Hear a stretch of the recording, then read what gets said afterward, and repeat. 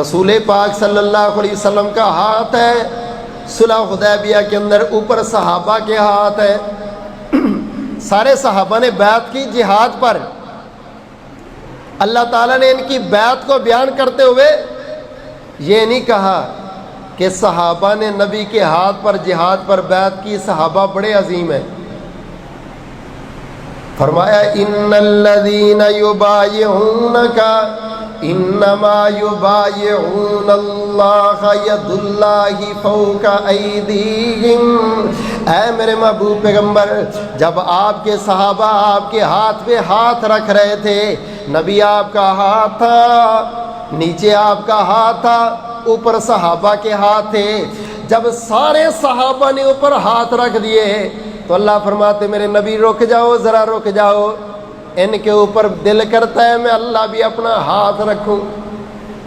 ید اللہ فوق ایدیہم، اللہ فرماتے میں نے بھی صحابہ کے ہاتھوں پر ہاتھ رکھ دیا، میرا ہاتھ صحابہ پر ہے، نیچے نبی کا ہاتھ ہے، اوپر رب کا ہاتھ ہے، درمیان میں صحابہ کے ہاتھ ہے۔ اللہ فرماتے یہ بیعت تو کی صحابہ نے، مگر سنو یہ بیعت نبی کی نہیں کی۔ ان الذین یبایعونک انما یبایعون اللہ، حقیقت میں تو انہوں نے میں رب کے ہاتھ پر بیعت کی۔ صحابہ پر رب کا ہاتھ ہے، جس پر رب کا ہاتھ ہو اس کا کچھ بگڑ سکتا؟ اس کا کون بگاڑے؟